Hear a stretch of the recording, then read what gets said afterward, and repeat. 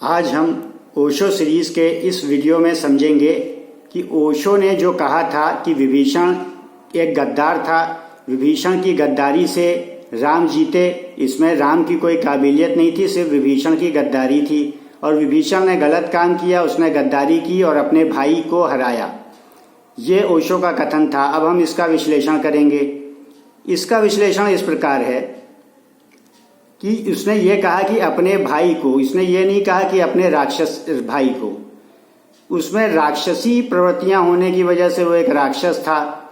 जब राक्षस होगा तो उसकी प्रजा कैसे रहेगी एक राक्षस के राज में, तो वैसी ही स्थिति थी, उसको सुधारना था। सारे भाई भी जो बाकी थे उसके साथी वैसे ही थे। एक भाई ऐसा था जो सदाचारी था, विभीषण। प्रजा क्या चाहती है? सदाचार चाहती है। तो उसको अपने राज्य को सुधारना था, अपनी राक्षसी माया को अपने यहाँ से हटाना था और उसको सुधारना था। इसलिए रावण को हटाना जरूरी था। लेकिन रावण को हटा पाना इतना आसान तो था नहीं। विभीषण स्वयं तो हटा नहीं सकता था क्योंकि रावण बहुत ज्यादा शक्तिशाली था, तो उसको एक मदद की आवश्यकता थी। ये काम सिर्फ राम ही कर सकते थे, इसलिए राम को भी अपने लिए लड़ना था। तो इसलिए विभीषण ने राम का साथ दिया। ऐसा नहीं है कि उसने गद्दारी की आउट ऑफ नोवेयर विभीषण को कि बस मुझे राम की मदद करनी है, अपने आप ही करनी है। सिर्फ ऐसा नहीं था। राम की मदद करनी तो है, लेकिन इसमें उसका लाभ है, उसको धर्म के साथ चलना था, अधर्म से हटना था। ये बात वो मेंशन ओशो जी नहीं करते हैं।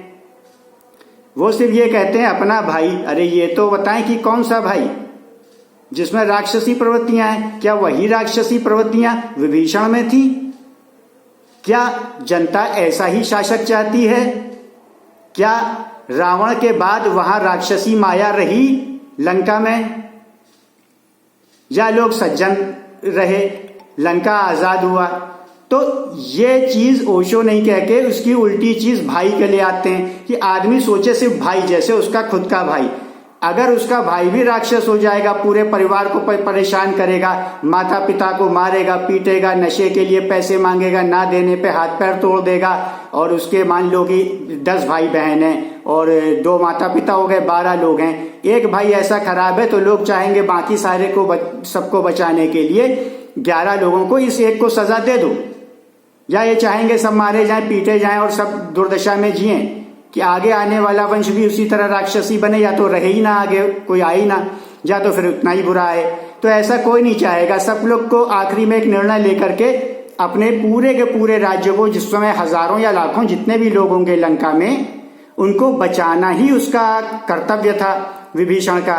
तो उसने अपने निजी, अपने राज्य के और अपने निजी लालच में राम का साथ दिया। और धर्म की बात तो खैर थी ही थी, धर्म की भी बात थी और साथ अपना और अपनी प्रजा का देना था, और इसलिए उसने साथ दिया। ये तो रही विभीषण की बात, जिसे वो विभीषण की गद्दारी कह रहा है। वो विभीषण की अपने पूरे समाज के प्रति, अपनी जनता के प्रति वफादारी थी, अपनी डायनेस्टी के प्रति, अपने आने वाले वंश के प्रति, कि उनमें राक्षसी प्रकोप ना होके अब से आगे उसका वंश अब सुधर जाए, जो कि उसने अकम्प्लिश किया, प्राप्त किया।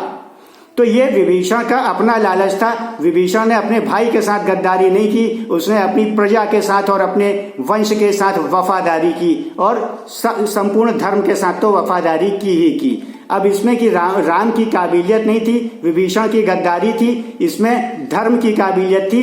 धर्मवान रावण थे और धर्मवान राम थे, और विभीषण में भी धर्म उत्पन्न हुआ, उसमें भी धर्म था, तो धर्मयुक्त कर्म हुआ।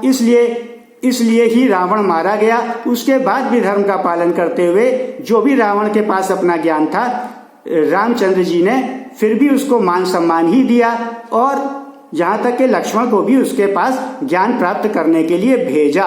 यहाँ पे दुश्मनी किसी व्यक्ति विशेष से नहीं थी, सिर्फ उसकी प्रवृत्तियों से थी, जो कि असुरी प्रवृत्तियां थी, तो उससे लड़ाई हुई। लेकिन जो ज्ञान उसमें था, उसमें लक्ष्मण भी उससे ज्ञान प्राप्त करने जाते हैं, उसे गुरु की संज्ञा देते हैं, क्योंकि ज्ञान ले रहे हैं उससे। तो ये है जीवन की एज इट इज सच्चाई। और ओशो उल्टा ही भाई की गद्दारी, जैसे अच्छा भाई था और विभीषण ही बहुत बुरा बिगड़ा हुआ था, और वो ऐसा कर रहा था।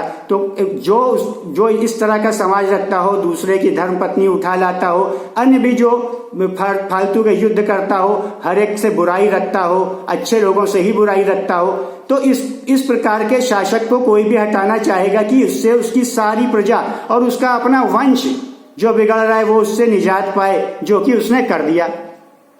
तो इसमें विभीषण की गद्दारी भी नहीं है, उसकी तो वफादारी है। और राम और विभीषण दोनों ही धार्मिक हैं, धर्मयुक्त हैं। अधर्मी तो रावण ही साबित हुआ और बताया उल्टा गया। इस वीडियो को ज्यादा से ज्यादा शेयर करें, सच्चाई और सही चीजें लोगों तक पहुंचे, प्रोपेगेंडा ना पहुंचे। समाज में जितने भी विषयों पर झूठे प्रोपेगेंडा आ रहे हैं, अगर हम आइडियोलॉजी सुधार लेंगे, समझ सुधार लेंगे, तो ये हम पे असर करेंगे नहीं। हम सही चीजों में आगे बढ़ेंगे, यही हमारे आगे सरेंडर हो जाएंगे कि अब ये फंसने वाले नहीं है झूठों में। इस वीडियो को ज्यादा से ज्यादा शेयर करें, ज्ञानवान रहें, प्रोपेगेंडा से बचें।